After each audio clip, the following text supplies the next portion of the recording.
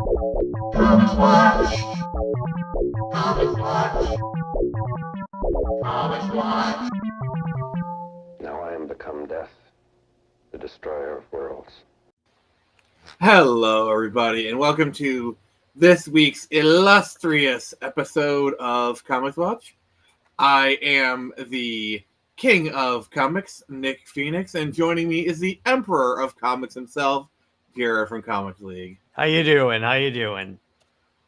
Pretty darn good, I'd say. So we do have our first commenter.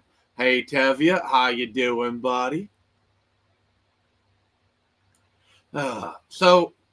Yes. And we are here to talk about a really, really cool comic. We got Ultimate Spider-Man Volume 1. All right. So, this was one of those things that when it was announced that it's coming back, everyone was like, wait, what? Oh, the Ultimate Universe from Marvel's coming back and they're starting with Spider-Man? And he's married to Mary Jane and he has kids? Yeah, exactly. So anyway, so now as set up, I have a different trade for what I'm about to explain. So Marvel put out a series called Ultimate Invasion. I'm taking this out for a reason. This is the setup as to what happened here.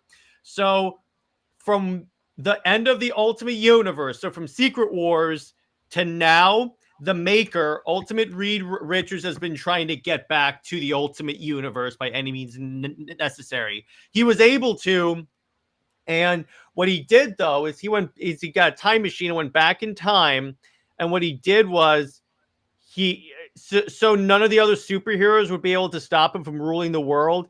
He went back to all of their origins and essentially made it so they never became superheroes. And the first thing we see is he stops the spider from biting Peter Parker as a kid. Yeah, and that has a major knock-on effect, as we'll see.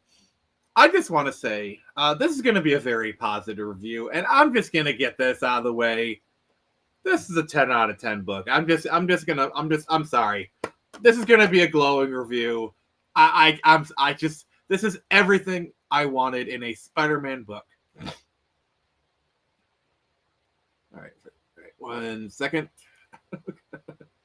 I don't know how that happened, but don't worry, senior citizens in technology, bro. That a restream, but you know, Jared likes most to go likely all it's restream. Right now, I want to take a sledgehammer to restream. But I'm enjoying my time here restream. So there's a graphic that I have, because one of the cool things about this is written by Jonathan Hickman, and what I love about what he does when he does like big books is he puts like these little infographics in his books. I'm reading off of that. Now what this has is the list. It's not that. What it has here, it's a list of superheroes and like what's happened to them. Like you notice, he apparently killed. Okay, so what he did is he captured the Reed of this Earth, because remember, this is not his Ultimate Universe. He made a new one. Mm-hmm. He killed John. I think he killed the rest of the Fantastic Four. He like pacified Thor. Basically, what he did again, he took out all the other superheroes so they couldn't like resist. Also, hey Cameron Bailey, how you doing? What's up, dude? So yeah, we get to Ultimate Spider-Man. Now again, the marketing for this series was Peter's married and has kids. Yeah, so yeah, exactly. Marvel is lazy. So immediately, now here's the context here.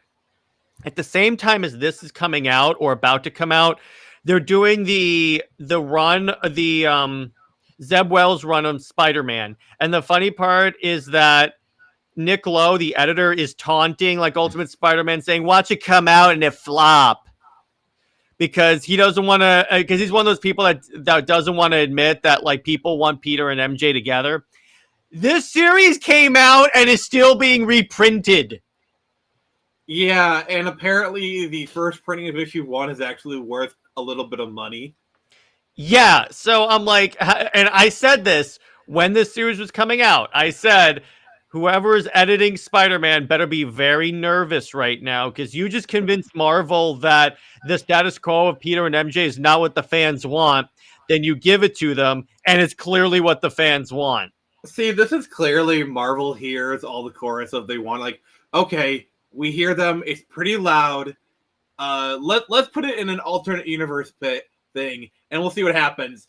And the fans responded. This is one of those things where the fans were loud, and they actually put their money where their mouth is. Also, God bless you, Spider-Man fans. You spoke up. Marvel heard you, and you actually showed up. So thank you. So this is also drawn by Chichetto. So he's a fantastic artist. I love how this man draws MJ. Like, wow.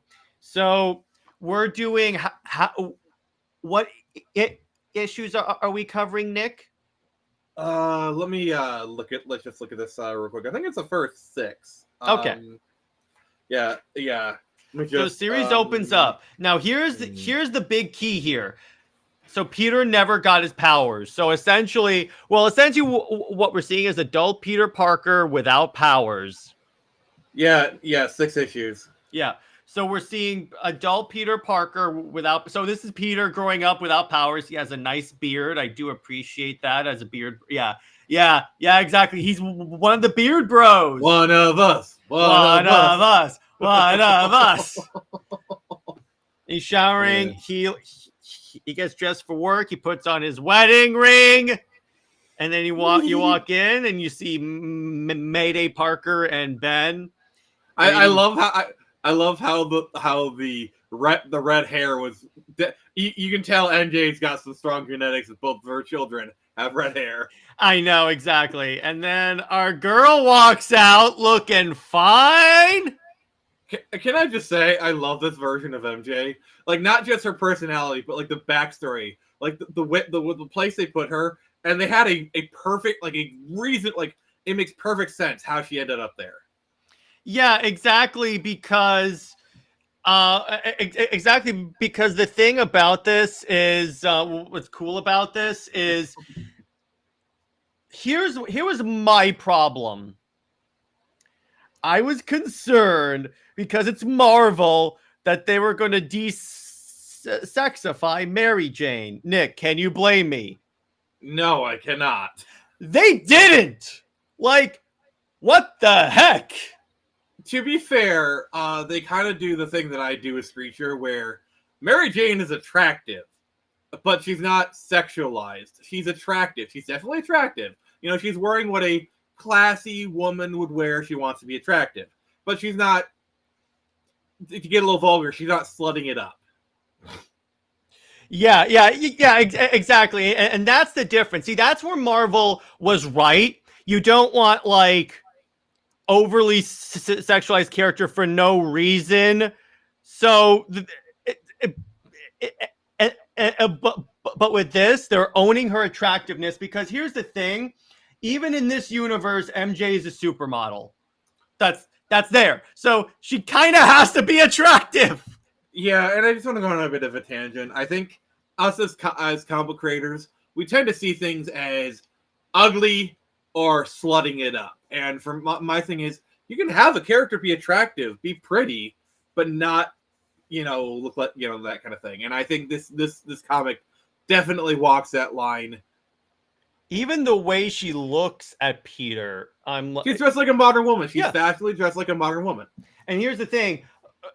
Nick alluded to this really well, is that when you find out about her backstory, it works for someone that became a model nowadays. We'll get into that later, because this is what Hickman does really well. He updates these concepts for the modern audience, but it's done well. And we will get into it when we get to that scene, because it will take some explanation. But us as content creators, we totally relate to this. Oh, yeah, 100%. I read that and I'm like, okay, that is very realistic. I really appreciate that. So essentially, it's just Peter hanging out with his family. He goes to work, and then here's the thing. I love this joke. I love this. This is the other part where I was like, where I was like shocked at how different they went. Because it's like, Parker, oh, hey, Peter, what's up? So I'm like, wait a minute here. This is such a well, it's a great setup for what you're going to see here in a second. But it's such a great bait and switch because it just sets you up. It lines you up and then it hits a home run. Jared, please go to the next. And then we find out Uncle Ben didn't die. This is probably one of the bigger points of the series. Is Uncle Ben is still alive and he's the co-editor of the Daily Bugle. Mm-hmm. Yeah, I love that, and it's something like, because here's the thing: if he didn't become Spider-Man, yeah, the second and third order effects is that Uncle Ben would not be put in the scenario where he's killed. Mm-hmm. Now, the one thing that I was unsure about the series is, where's Aunt May? It doesn't say if she's dead. She's not really mentioned that much. I don't think so. As far as I know, because I'm still reading this ongoing, and I don't think they ever mentioned her. Yeah, they don't say if she's dead. They don't really even mention her. It's really a really big kind of omission, honestly. Yeah. Now, again, this is actually this was one of the things where when I read this, I was like, oh, they are going very different. This is like me when I first saw like the stuff on the Absolute Universe. I was like, oh, they are going very different. I do appreciate that. And not only is Uncle Ben alive, but he's like best friends with J. Jonah Jameson. And I'm like, well, that's ironic.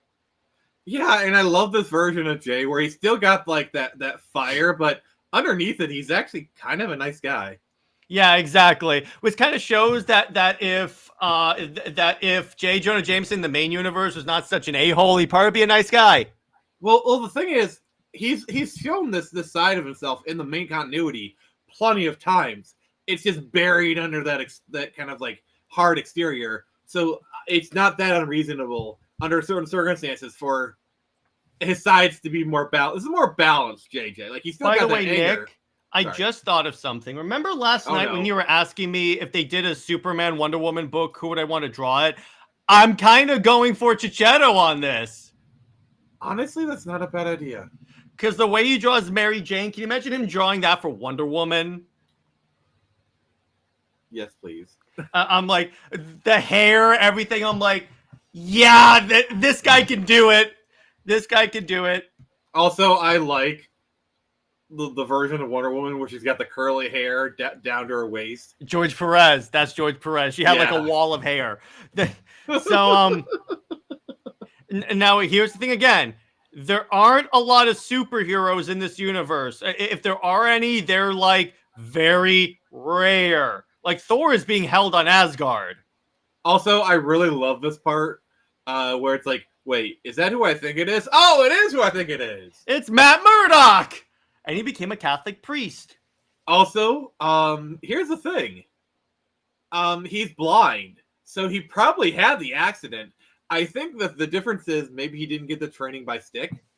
Or maybe what happened was, it could be that, because remember, the Maker is responsible for like all the major superheroes not having powers. Maybe he went to the hospital room and like injected Matt with something that like undid all the enhancement and just made him blind.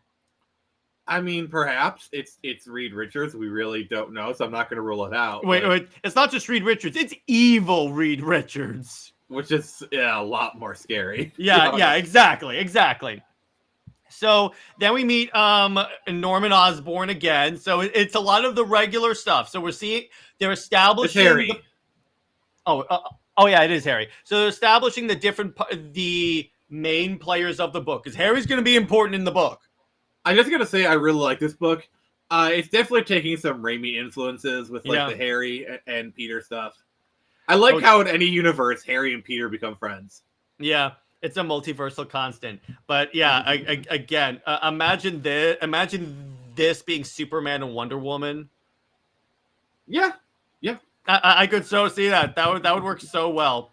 And then we discover that J. Jonah Jameson quits the Daily Bugle and takes Uncle Ben with him, and they basically form their own alternative news source. Okay, I gotta do this. I gotta do it. I'm gonna form my own newspaper with blackjack and hookers. Yeah, that's kind of what it is. And you That know what is they're gonna kind of call what it? it is. They're gonna call it the Phoenix Press. Mm-hmm. Yeah, exactly. Yeah, nice one. They'll call it the Daily Planet. They'll call it the Daily Planet. That's not copywritten. Not in this universe. And we'll hire a very annoying journalist. And someone that looks great in glasses and disappears whenever a superhero shows up. And the Kingpin is as much of a butthole as usual. Now, Also, here's the thing about the Kingpin, real quick.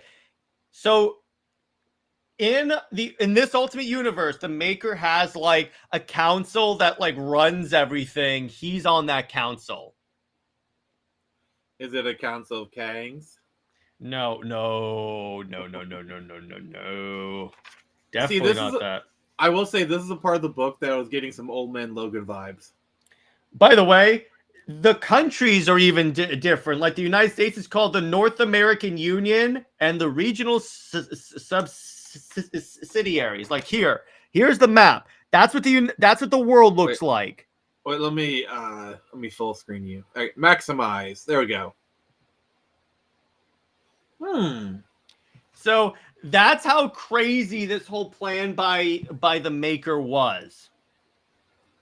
Interesting. So then, so they leave the Daily Planet, and Uncle Ben quits as well. I think they quit because they found out it's being run by Kingpin, and he was like determining what news sources. It's like when Lex Luthor bought the Daily Planet. Okay, I gotta do this. Wait. Corporate and political interests telling news reporters what they can report on? That never happened! No, Nick! Say it's not so! See, this is like you mentioned, like realistic stuff of a modern era. This is like another one of those things where you read it and you can totally relate to it. Also, I do appreciate that Hickman kind of kept it neutral enough that it doesn't really matter your political persuasion. You couldn't relate to that because both sides do it. That's the thing. So it's not like he's pointing the finger at one side. Yeah, and that's the kind of like politics and comics that I can get behind. It's like Green Lantern, Green Arrow, Hard Traveling Heroes because it showed because it showed like good stuff. It showed the both arguments, and then as Kingpin is getting into a car, it's attacked. By the Green Goblin. Oh man, that Green Goblin! It looks like it looks like that suit's made of iron. Yeah, exactly. It looks like it could be an Iron Patriot one day. I'll go back one. That last panel that almost looks like the Yellow Flash logo a little bit. A little bit, yeah. I wouldn't be surprised if they were inspired by the Yellow Flash costume for that. So then again. Uncle Ben and J. Jonah Jameson decide they want to form a news organization. Their whole thing is like they want to do the truth instead of like kowtowing to outside interests because that's possible. Also, I just want to note they're at the bar that has no name. Yeah, exactly. Cool guys don't look at explosions. Yeah, exactly. So, and then they also offer Peter a job. Now, here's the thing. Throughout this first issue, Peter's like, yeah, something happened, and I'm not sure if I should tell MJ. And they're like, you should, first off, they're like, you should tell your wife. If there's one person you've got to tell, it's your wife, because trust me, that will work out for you in the long run. See, this is another thing. Hey, Harker, buddy. Hey, what's up? They have their opinions. One thing I really like is the same reason I like Superman and Lois is if this show has healthy communication. Mm-hmm. Yeah, exactly. So then, by the way, I love how there's a reveal. There's a thing that happens in this show that I love. I'll tell you later. But anyway, so he puts the kid down and he just talks to Mary Jane. He doesn't tell her exactly what happened, but he essentially says, look, something happened and this opportunity arose. Should I go with it? And then it's dependent on the art, Hardcore Bunny. So yeah.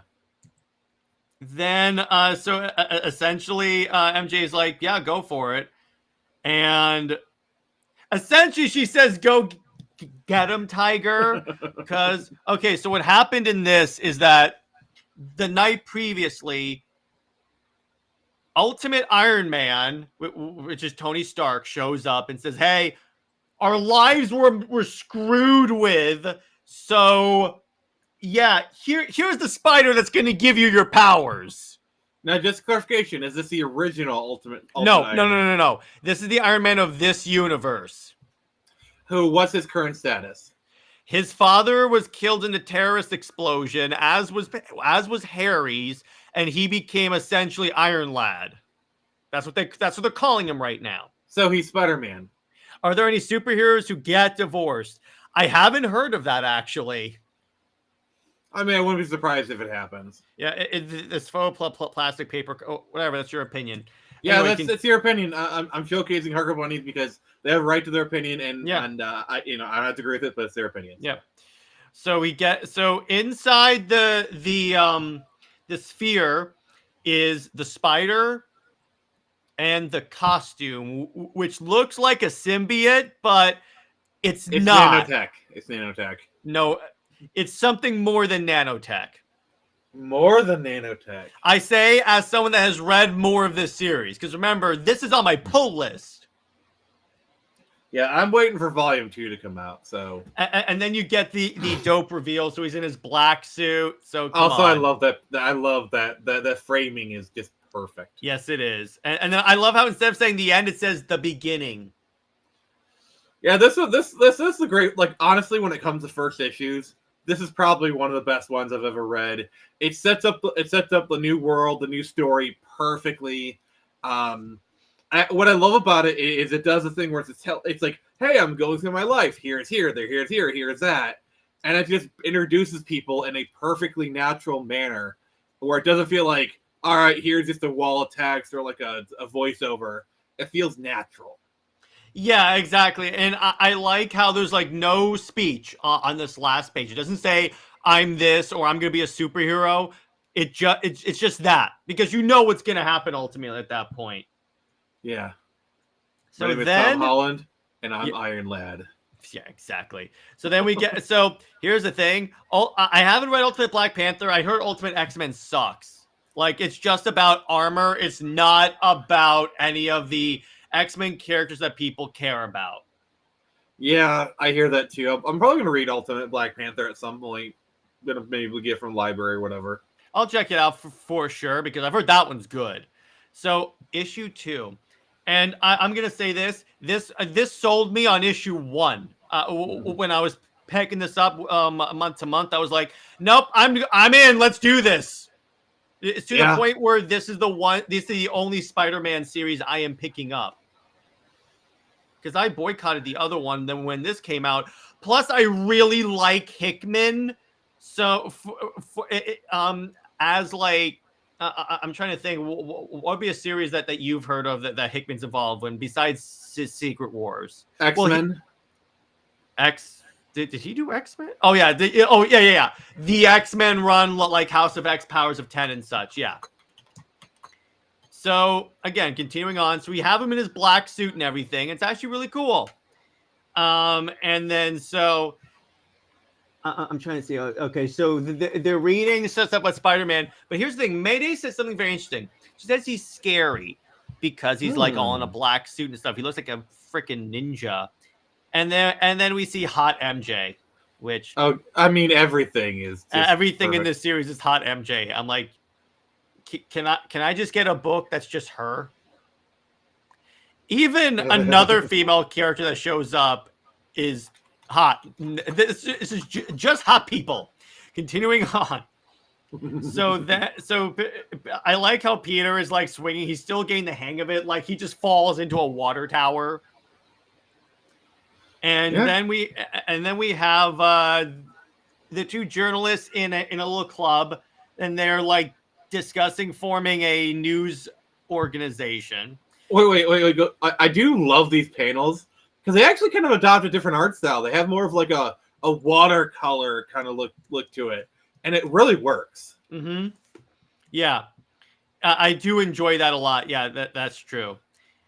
And again, I like how so far when he's starting off, it's just the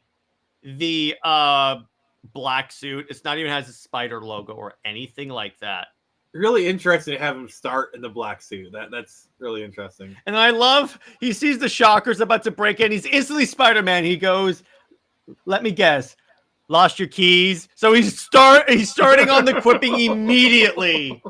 He goes, got accidentally locked in the roof, or are you maybe trying to break into the bank below? He goes, what are you supposed to be? I'm amazed that you asked me that because I was just having the same discussion with myself. He goes, you know, what am I supposed to be? I'll admit I'm struggling with it, but then I saw you and what you're doing, and I'm pretty sure I'm supposed to be the guy that stops you. Again, even if this is like Spider-Man in the earliest career, even if this is adult Spider-Man, he's still working really. I still really enjoy his quipping. Yeah, also I love how in so many universes, the first villain he always fights is a Shocker. Yeah, exactly. I love how the Shocker tricks him. He goes, "Yeah, you got me. I'm convinced. Okay, you know what? I'm just gonna go away." And then he just shocks him. He's Shocker! Like, ow. Yeah, exactly. He's the Shocker. And then so here's the thing. The suit is I'm gonna say this. It's kind of nanotech, so that's why it's like that. And then Mayday walks in. I love that look. He's like, shh, shh, shh. Don't tell mom. He's like, don't tell mom. That is like the most dad reaction ever. He's like, do not. I like how she just comes in too. He's like, oh no. And she starts crying. He goes, Mayday, it's me. Don't tell your mother. Yeah, like I said. Yeah, go ahead. I love Mayday in this series. And she goes, "Oh, you smell so bad." He's like, "I was in a dumpster."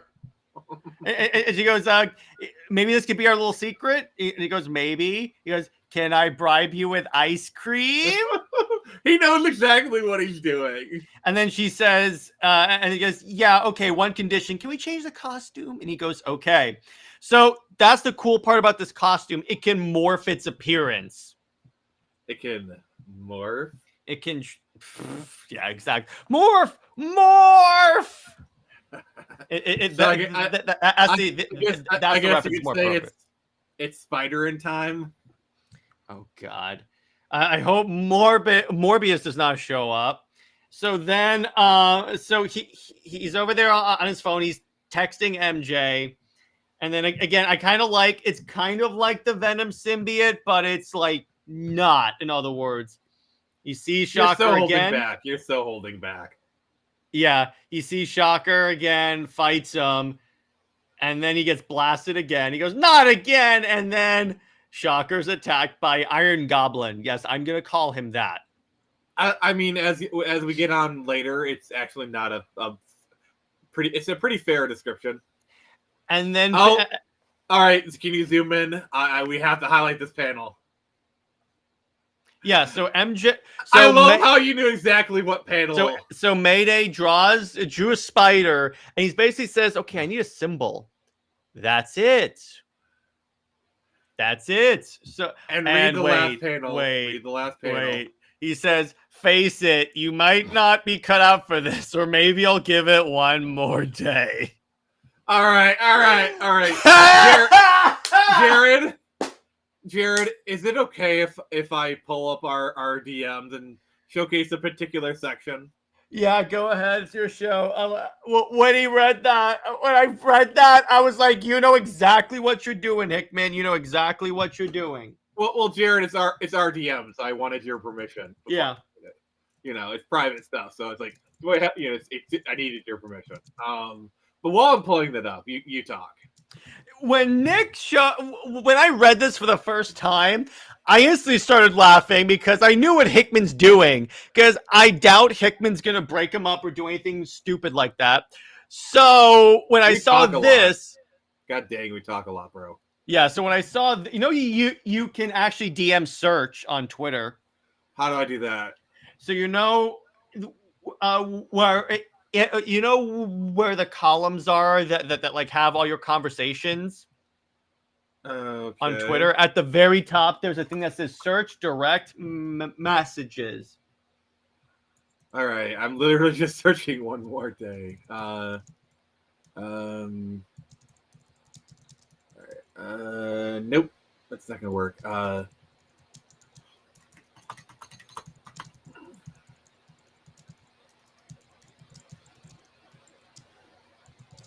Yeah, Tevya. Yeah, me too. Trying to like remember what to search. What's a search spider? Hmm. All right, I'm just gonna go back to. Uh, it was only like a month or so ago I sent you this, so The point is, I think you said something like, "Oh, he said the thing." there. Hang on. There we go. Yeah. I'm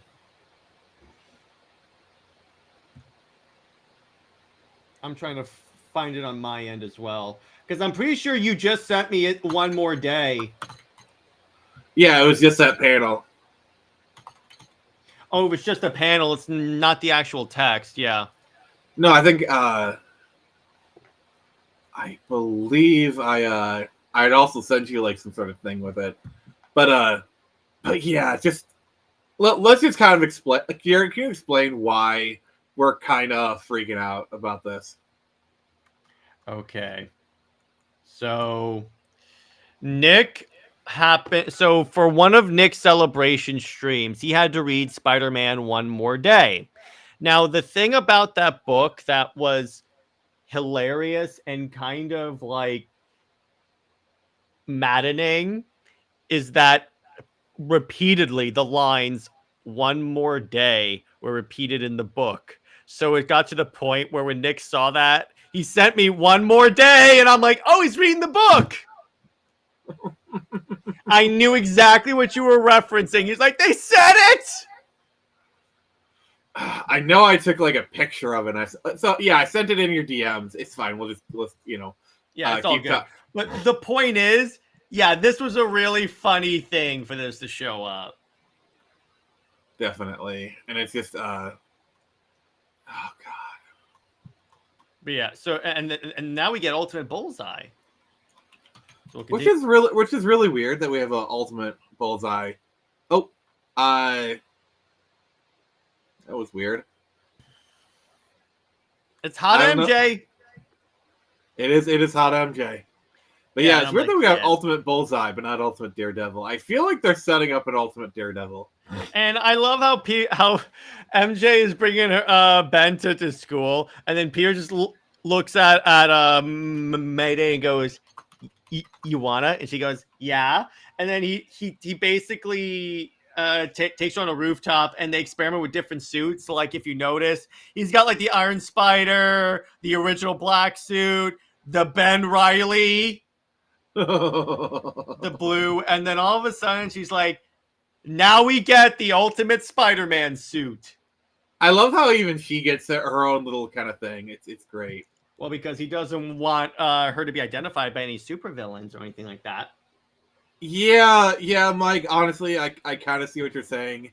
And also Tevya, I do feel like we're gonna get an ultimate daredevil because Matt Murdock exists. He's already blind. We have an ultimate daredevil. I feel like they're setting that up. Yeah, because that's what the Ultimate's plot is. They're trying to go around and undo the damage that the Maker did. So then continuing on, and so they so the two journalists find a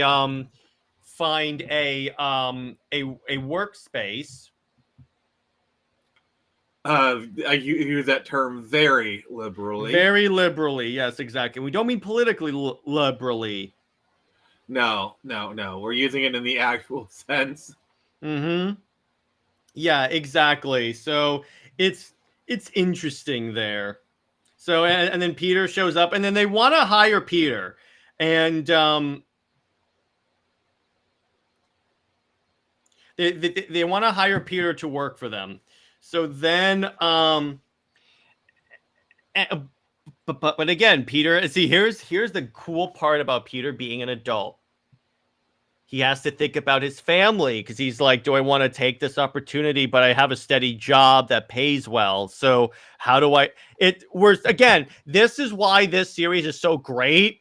It puts Spider-Man in situations where we've never seen him deal with this because he's got to think about being a family. Yeah, this is why I like him being like older when he gets his powers, because it's a familiar yet different kind of scenario, and it changes just enough to make it fresh. Mm-hmm. Yeah, and I gotta say again, Peter Parker with a beard. I'm sorry, that just looks so good. I mean, beards make everyone better. Yeah, exactly. Beard bros. Yep, there you go. Yeah, I've long said Superman should have a beard. Yeah, he's had a beard before. Many times, even in the new 52 and Wonder Woman. It was kind of funny that there's this part. So Superman comes back from being stuck in a wormhole. And remember, this is the continuity where he dates Wonder Woman. He goes and sees her and she goes, what is this? He goes, I couldn't find a mirror. Because remember, as established in S-TAS, the way he shaves is he shoots his heat vision into a mirror and it bounces back and burns the hair off. All right. Before I go further, I just wanted to talk about Mike's comment. And he's enjoying Ben and Jonah trying to fit a newspaper in 2024. Yeah, I know. It's like full on old people trying to like work in this world, particularly old news people. Because now that you have like Twitter and these things, no one really needs newspapers. 3, 2, 1. But then again, Nick probably has a stack of newspapers somewhere. I was waiting for that. Because he's old as hell. So there you go. I'm waiting for some gray to start showing up. I gotta say, I dread when my first gray hairs start coming up because Jared will not let me see the end of it. By the way, this is my favorite page in the entire series right now because it shows the Parker log. He's lounging, eating donuts, and then he's like trying to make a like rain shelter out of like webs. So good. Yeah. What up, Gabby? Yeah, and again, I really like. Honestly, how do you feel about the more tech-based Goblin design? I don't mind it because Goblin is kind of a tech hero or tech villain in a sense. I know he's enhanced. It's basically like, what if Captain America got Iron Man's suit kind of thing, and is evil? That's essentially Goblin. Master Sergeants. I got this, Jared.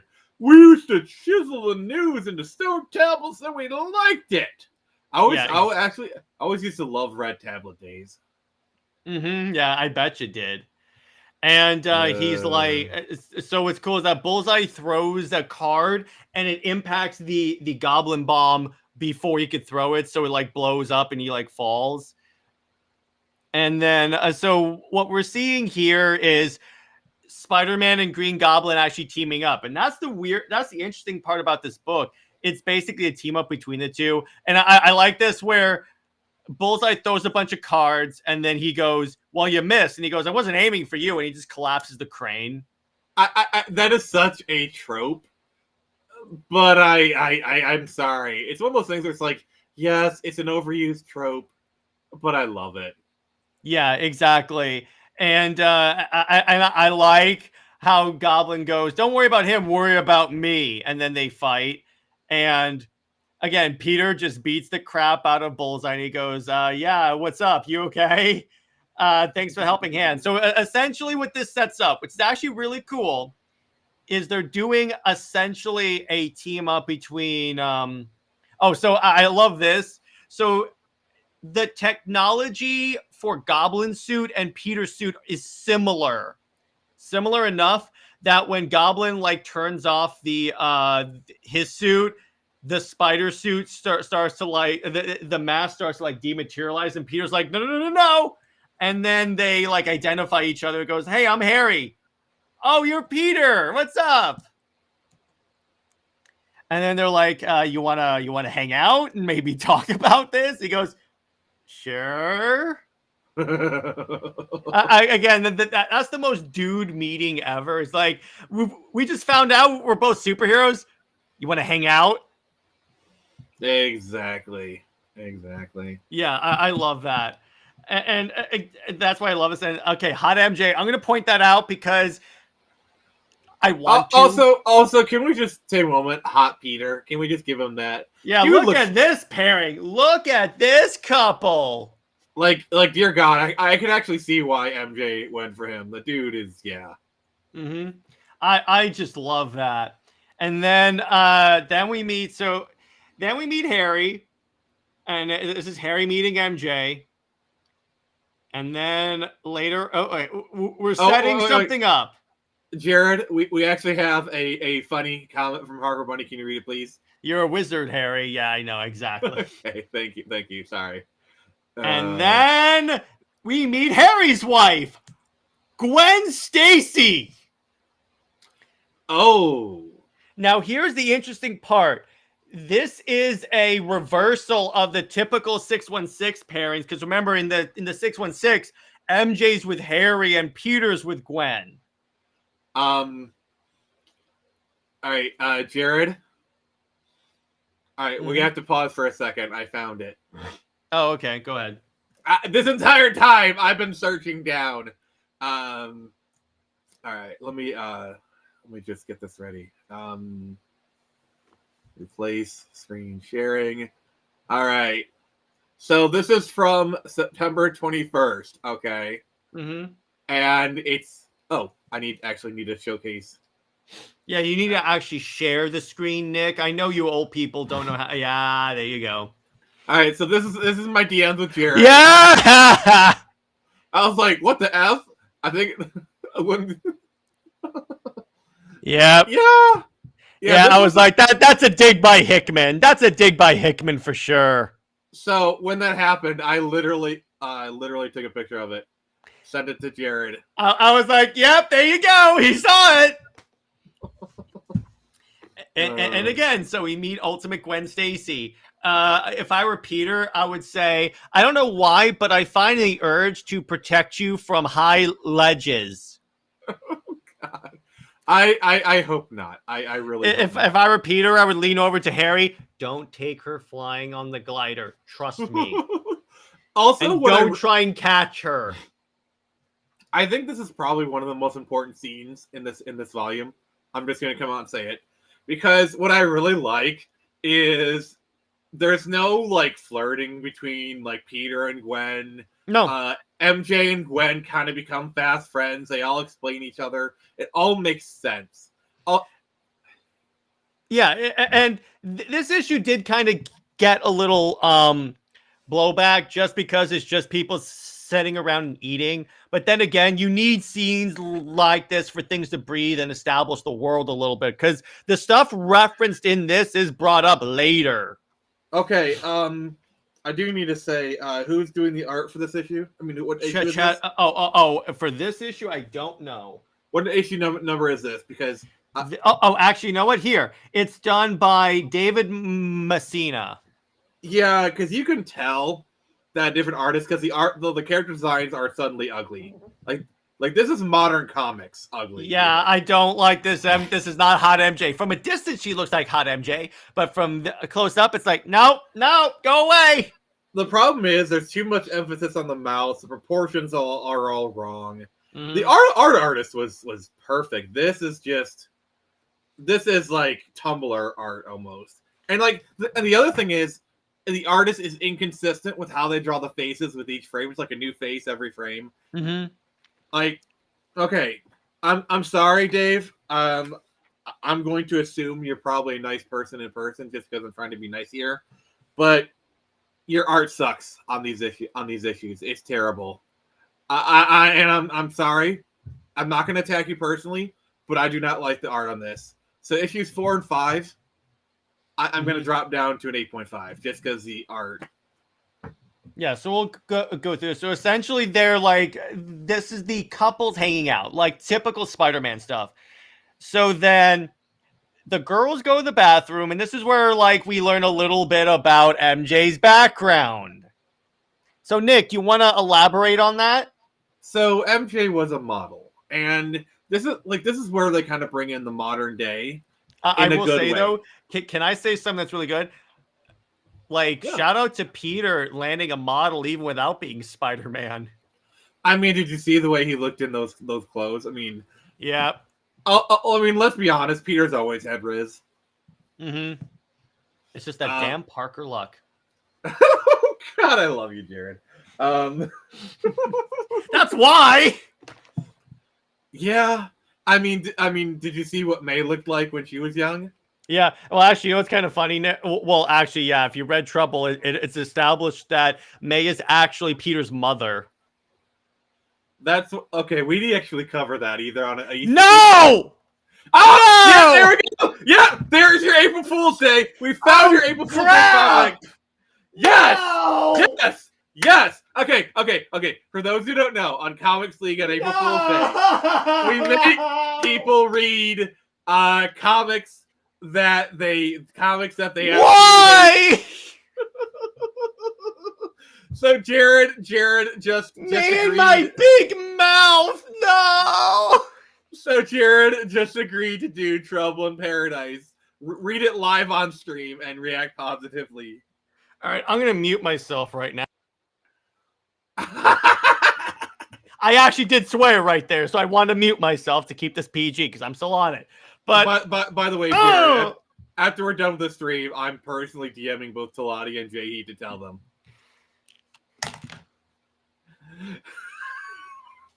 All right. Tevye pretty much sums it up. Yeah, I did. Oh my gosh, that sucked. Oh man. That's like when Jay Heat walked into doing Marvel, but he never did it. All right. This is a Phoenix Press moment. I'm just saying. Yeah, that is. But so go into it. Okay. So she's a model. God, that was so great. She's a model, and in the modern day, if you're any sort of content creator, whether it be modeling, comics, movies, you basically got to market yourself on social media and as a brand. And so MJ had to do a lot of her own marketing, do the modeling, the posts on Instagram. I really hope she didn't do OnlyFans, only webs.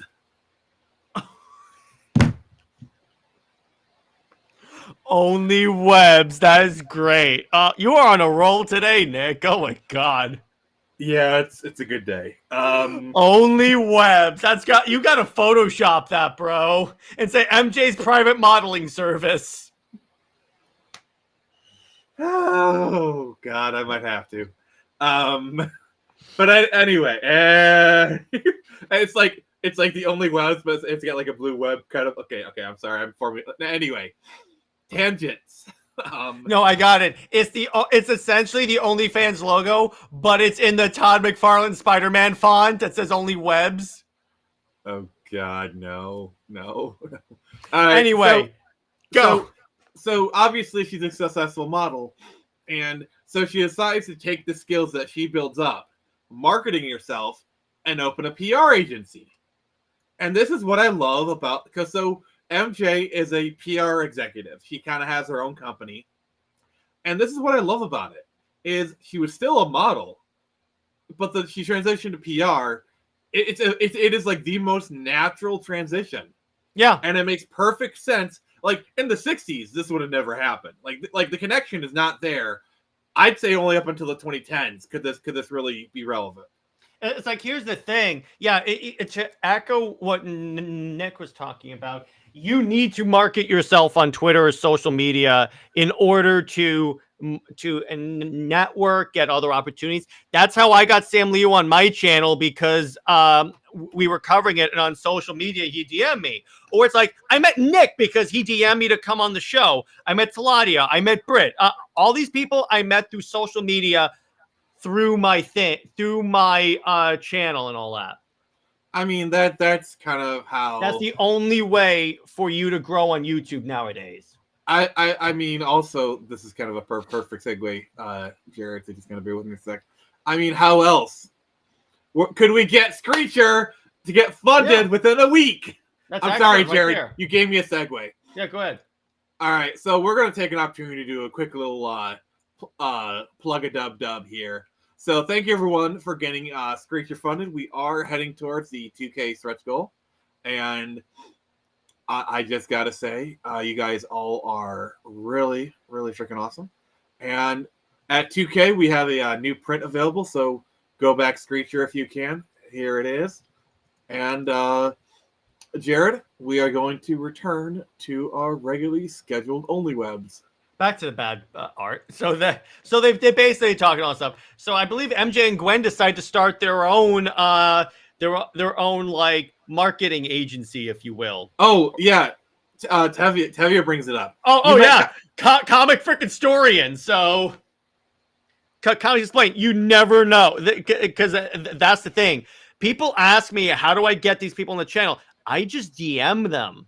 Yeah, it's like, how did you get Ron Wasserman to come on your channel the day after Power Rangers Once and Always? We had built up a friendship, networking. How do you get Chuck Dixon on your channel? That's what I tell people. DM people you want to come on the show. Because here's why. The worst that can happen is they say no. Because I got news for you. The worst that happens is they say no, they ignore you. Well, yeah, exactly. It's like when I DM'd Wes from Thick and Critical back when I had 32 subscribers, I fully expect him to either ignore me or like not or like say I can't or something like that. No, but he responded and I was nervous, but I figured the least that's gonna happen is he's gonna say no or he's just gonna ignore me. So just you never know. That's the same thing with Comic Historian. I didn't even expect him to respond. I just said, okay, you know what? That way I can say I reached out. I did it. Mm-hmm. Look what happened. Yeah. That's what you got to do. It's like I shoot out emails to creators all the time saying, hey, I'm a big fan of your stuff. Would love to have you on the show. That's literally all you have to say. And if you're worried about what they think of you, I'm just going to say this right now. Most creators, they can at least respect, like if you're polite about reaching out, like if you just send them like a cold message and you're just polite about it, at the very least, even if they say no, even if they don't respond, they'll at least respect you for reaching out, kind of thing. Yeah, exactly. And it's like, ultimately, they're just people. So it's like when I go up to comic creatives at Florida SuperCon, I'm like, yeah, I know these people from their work that I have books and books and books of, but ultimately they're just people. So I just go up and say, hey, what's up, man? I really love your Batman run. Yeah, so don't be surprised if in 3 or 4 months' time, Jim Lee's coming on Jared's channel. Oh boy, if that happens, that'd be dope. So imagine Jim Lee coming on Super Wonder Legacy. Mm-hmm. Yeah. So with this, I love this. So Harry asked Peter, "Who knows?" And then he goes, "My wife does not know. My kid caught me in costume." And he goes, "Well, thank God for a second though. I thought you were going to lecture me about the importance of keeping secrets and whatnot." I love this. It's like they're taking all of the tired tropes that people don't like, and they're just like, yeah, we're not doing that. And I like how even though they just met, you can see the Peter and Harry Osborn friendship in there. It's almost like when I met you, and I felt like I felt that friendship spark. Oh, you mean when we had a real Soul of the Dragon moment? Well, that, and then like honestly, that first stream, I think I even afterwards I told you about it. Yeah, exactly. So, but I also love how Harry's wearing a green tie. Foreshadowing. Yeah, exactly. And now here's the other, and then get this. Harry gives the "with great power comes great responsibility" speech. That is nuts. I do love Harry's character in this. He's not perfect. He's not a paragon, but he's layered. In fact, Harry is in this conversation that they have a conversation about killing supervillains, and then obviously Peter's not for killing, and Harry's for killing. They both make great points. Yeah, but at the same time, I like that Harry respects Peter's position, where he just does it where Peter can't see him, kind of thing. Yeah, exactly. He's like, listen, dude, I'm going to give you plausible deniability. There you go. Yeah, that's what I love. It's kind of a respect thing. Yep, and then I like this where he goes, "The world needs heroes," and then MJ goes, "What do I need heroes for, Peter? I got you." Oh God, dang it! I love this book so much. I love you, Hickman. continuing on to issue 5. And then we see. This is. Oh wait, who's doing the art on this? Is this the Same guy as before. Yeah. Okay. So this is what happened to Harry's father. There was the explosion at the tower. It's like Harry was like at a party, and Norman was he was supposed to go to an event, and then there was an attack on the tower, and the tower got like disintegrated. I believe it's because of the Maker, so there's even more like motivation for him. Basically, issue 5 is like the origin issue for Harry. Yeah, and I do like how Harry is kind of. I mean, Harry's always been a disappointment to his father to some degree or another. Mm-hmm. And I do like this because I think that disappointing fatherness. The thing I always like about Harry and Peter is each wants what the other has. You know, Peter wants Harry's wealth, status, and privilege, and then Harry wants Peter's loving family. Yeah, exactly. And and by the way, so we find out also that that Norman Osborn was a member of that secret organization led by the Maker. So that's what that card is for. And then he shows up, and then we see we see Kingpin in his Kingpin Speedo. Oh God! Thank you, Frank Miller. Yeah, he's the goddamn Kingpin. God, Jared, why? He keeps his trunks on. It's better that way. Cringe. I am so. I'm gonna smile so glad for the April Fool's Day stream. So and then Otto Octavius brings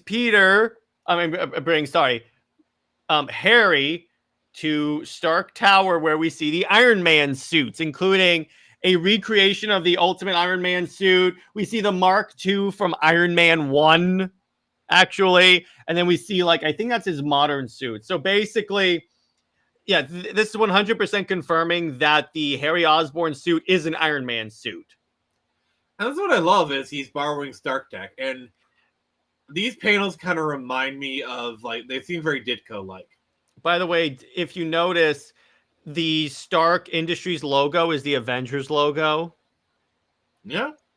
And Stane Stark as an Obadiah Stane. So I wanted to put that in there. Tony Stark built this in a cave with a box of scraps. Yeah, and then so Otto signs on to be his private technician, and then we get the suit. And it was from designs, and then of course we get the typical Iron Man heads-up display and all that. He does the whole alas poor York, I knew thee moment. You have to do that when you have a helmet. And then he meets Peter. In other words, this is kind of a skip 2 issue where it's showing what Harry was doing. So in a way you could go back one. In a way you could kind of say that Harry is the co-lead of Ultimate Spider-Man. Wham! I love that wham. Yeah. I miss comics doing that. Yeah. And so in other words, again, it's like their whole thing. And then he's interrogating Ultimate Bullseye. And am I a hero? I guess we're gonna find out. Issue 6, the finale of this volume. I love it. And yeah, this issue is really good. Issue 4 is kind of a low point. Issue 5 gets better, but issue 6 they pick right. And Chichetto's back on art, dude. We got the good artist back, and you can tell immediately. Yeah, but I love where he just comes in one day and they go, Peter. He shows up with a shiner, and then I love this. So she goes to get a cold pack, and then May says, "I was being a superhero." I'm sorry. That is the most yeah. I'm surprised, and I love how she instantly covers her mouth. It's so adorable. And I like how MJ's like, "What does she mean? How did you get that black eye?" And then we get a flashback to Peter and Norman go and fight the Kingpin, and then Kingpin kicks their asses, and then punches him in the face again, eventually. I'm kind of skipping around a little bit. Yeah. And then he goes, yeah, that's what happened. Yeah, I'm that guy you see in the news. And this is where we get probably the best part of this volume. Because how many times, it happens all the freaking time where, oh, you're a superhero? Oh man, how dare you didn't tell me? Yeah. Jared's getting well, the first flashbacks thing, MJ says is that, are you safe? Are we safe? Are you good? He goes, yes, no one knows who we are. It's a family secret, okay? No one knows, ... except Harry Osborn. I understand that, Tevia. I got it. Mm-hmm. So she goes, I love May as she goes to bed. She goes, okay, good night, Super Dad. All right, before we do this, Jared, I have to say, who handled the reveal better, this or My Adventures with Superman? Oh, this, because Mary Jane did not act like a little shrew who should be thrown off a building. And okay, so here you go. Columbus so, Day. By the way, I love the part. Yeah, I like where he goes, so how mad are you? He goes, I'm not mad, because everyone like you said, everyone's expecting that blow up, and he goes, and she goes, I wish you have told me sooner, but hearing you tell us what happened, scary as it was, I'm mostly proud. Call it 30% scared, 40% impressed, 15% concentrated power of will. Yeah, and then he goes, yep. And I like that. You want to see the suit? We keep our masks on. It's better this way. You know what happened afterwards. Like, and then I love this where she goes, so what do they call you when you're in the costume? He goes, I don't know. And then she goes, oh, so you need a code name. I'm a marketing genius, so you're Spider-Man. And you know what? I think that works. That works beautifully. Yeah, it does. For this MJ, that works, as she's the one that tells him you're Spider-Man. And of course, go swinging around. Why didn't she wear a bandana? I like that the kid actually wore like covering. Yeah. But, and then that's the end of volume 1, Nick. I gotta say, like I kept hearing how good this book was, how good volume 1 was. But I gotta say, it's better actually than people say it is. Oh, it's way better. Are you kidding me? Overall, it's fantastic. This book is so good. Even the low point of issue 4 is not enough to dethrone this as a 10 out of 10. Yeah, exactly. This is a 10 out of 10 in my mind too, because it's superb. The writing is good. The writing's always good. That's the thing. Even if the art slips, the writing's good. Yeah, and the thing I love is they modernize this in the perfect way. Everything has a great logical explanation, like the MJ PR stuff makes perfect sense today. And MJ's rational reaction to finding out her husband is Spider-Man. Like it would be one thing to be kind of worried about him. Like that's more reasonable. We might get that later on. Also, like the kid just randomly blurting out, yeah, that makes total sense. Or how about Mayday walking in on him in the suit, and he goes, shh, shh, shh, shh, shh, shh, don't tell your mother. And then he bribes her with ice cream. Yeah, and he goes, you can help me design the suit. Yeah, and I think it's I just and the relationship with Peter and Harry and like Gwen getting with it's just a lot of it just makes sense. Mm-hmm. Also, Jared, what do you think about my speculation there's going to be an Ultimate Daredevil? I wouldn't be surprised because, again, see, this is what they're doing, and this is what the Absolute Universe is doing, and I think this is a good move. Starting slow, put out a couple of books, get people acclimated to the universe. That way, people like it, they can get the next book and the next book. Because here's the problem with what the New 52 did: they released 52 new books. Okay, I'm gonna do something here. Here's my prediction about what Ultimate Daredevil is gonna be. I'm going off of the idea that Jared had, that he was injected with a serum that negated the effects of the toxic sludge. Okay. So basically, Matt Murdock gets injected with it that negates effect, so his powers come back to him all at once. But here's the thing.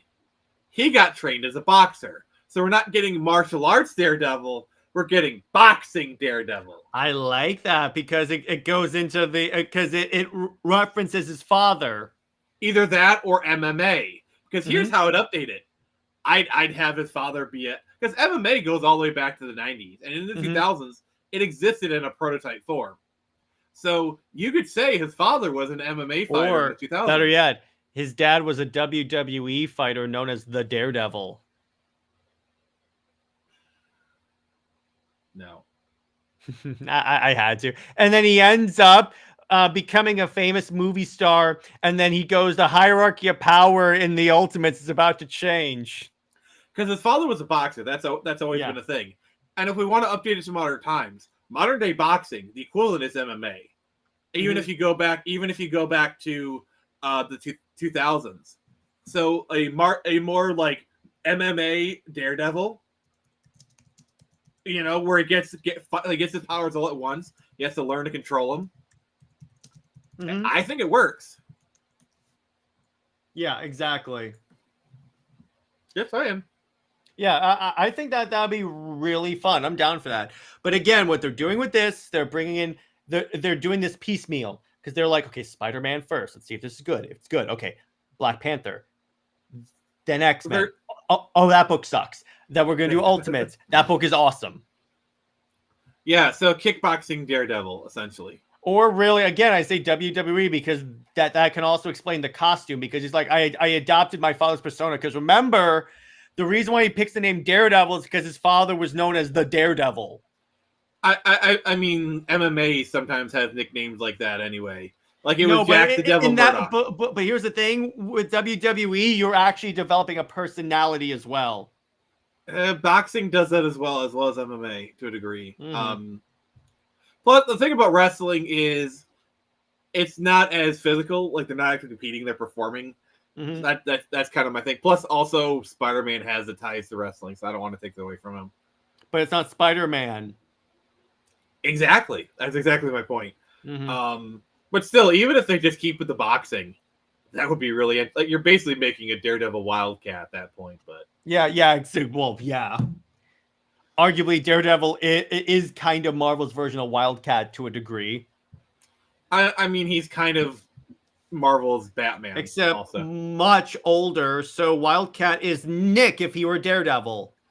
Jared, I just called Daredevil Marvel's Batman. Okay. You obviously have no idea what you're talking about. Do not take Nick seriously. I mean, both Batman and Daredevil were played by the same actor. That is true. Arguably, he was a better Batman. I don't know. I do like Daredevil, the movie. I liked him as Daredevil. The director's cut for sure, but I liked him more as Batman. But yeah, I'm excited. Oh, wow. The Joker 2 is going to be released on digital October 29th. Yeah, they're rushing it out. They know it's a failure. The film may now lose the studio $200 million. Oh my god. Mm-hmm. I mean, Daredevil can be kind of acrobatic himself, so. Mm-hmm. That's true. Yeah, he is actually a priest. He is actually a priest. He's not a lawyer. Mm-hmm. But my thing is, he's very much blind. So the accident... actually, lawyer of the soul.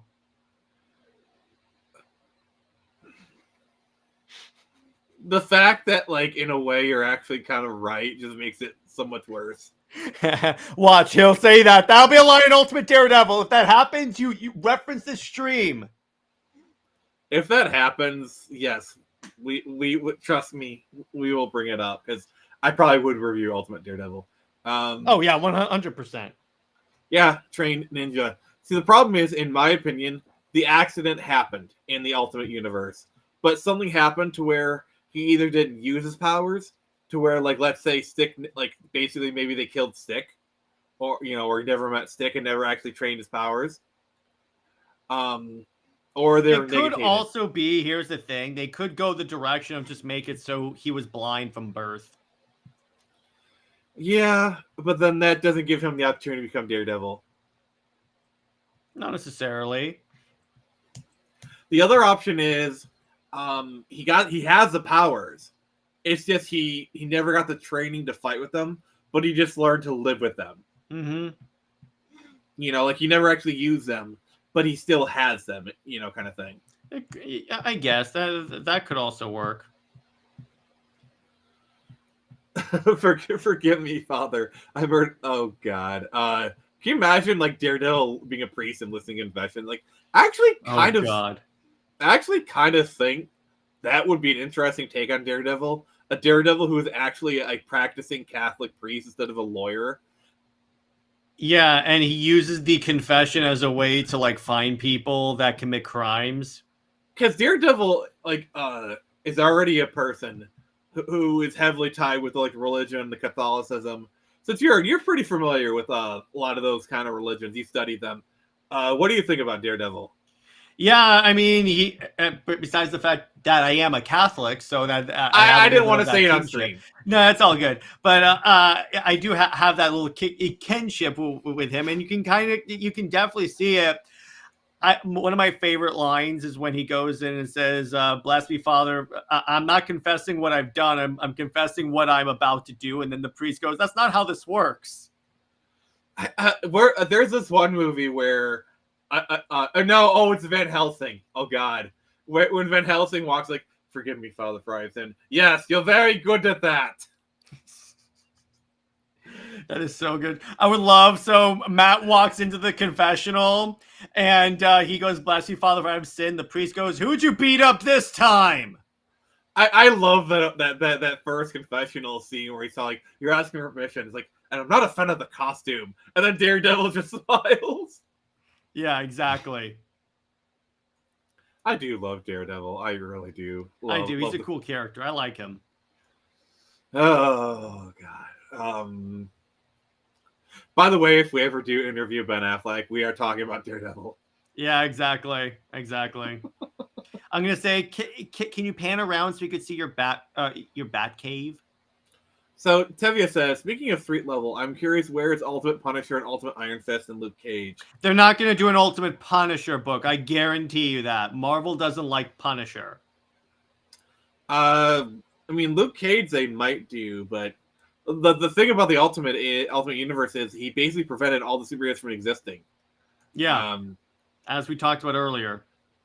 Like Ultimate Iron Fist, like I don't know, like maybe. The thing about Iron Fist is he's a hard character for modern times because normies look at him and be like, "Iron Fist, why isn't he Asian?" Racism of that statement aside. And then you point out like, "Oh, it's called appropriation. They had a white man take over for an Asian character." You know, like I said, racism, assuming just because they're martial arts, it has to be Asian. I know exactly. I don't realize that like Iron Fist started off as a white guy. And then when he pointed out, they're like, "Well, he should be." Or Snake Eyes. Remember when Larry Hama actually was forced to like apologize for making him white? That is so stupid. They're not going to do Shang-Chi. They're not going to do Ultimate Shang-Chi. No, they're not. They're not. Because no one cares about Shang-Chi. I mean, Ultimate Jessica Jones. I mean, she could show up in a comic. Well, if they do Ultimate Luke Cage, it would make sense for them to at least eventually bring in that one. I mean, even if they do Ultimate Daredevil, they could bring in Jessica Jones for that or whatever. Yeah. It's just that's the thing. It's like that whole discourse around Iron Fist was so stupid because you had the people who had no idea, and then when pointed out, they're like, "Well, he should be." Like, what? Like, so you're assuming that only Asian people do martial arts? Yeah, that's called racism. That is literally legit racism. Yeah, we're not talking about the Hawkeye stuff. We are not. No.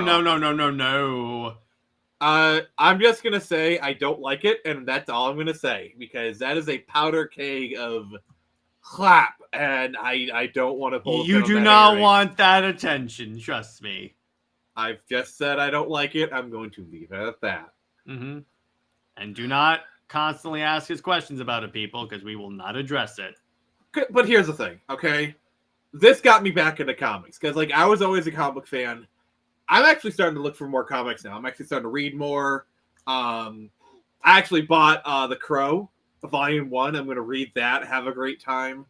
I will buy Volume 2 of this when it drops. And I want to read more comics, and I want to read more trades and really dive deep into this stuff. I mean, it helps that I have a show where I review trades every couple of weeks. Mm-hmm. So, Jared, what do you suggest we do for our next review? And then, chat, please make your suggestions. We could do now. You want to do DC because we did a Marvel. Yeah, I do like to alternate. What would be fun is we could do Green Lantern Rebirth by Jeff Johns and Ethan Van Sciver. I think that could be fun. That's a possibility. Speaking of Green Lantern, I actually do want to review the Green Arrow Green Lantern run from the 70s. I do have that. Because that is such a really important comic, and it'll be really interesting to explore it from a politics and comics perspective, like how they handled it then versus now. Mm-hmm. Yeah, me too, honestly. Mm-hmm. Me too. I mean, for Halloween, we could cover The Crow. That would be fun. Or we could cover like Blackest Night or Marvel Zombies or something like that.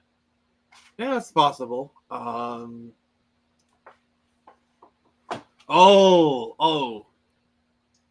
God. Jared, I know what we should cover. What? Or at least at some point. X-Men meets the Teen Titans. I can't get that. Oh, darn it. Darn it. Generally, Marvel... actually, wait. I mean, I could get it as a book because, remember, I pre-ordered the omnibus. I don't think I can get it on actually, I could... actually, you know what? Hang on a second. I could probably get it online. Hang on. Let me see. It's called X-Men versus Teen Titans.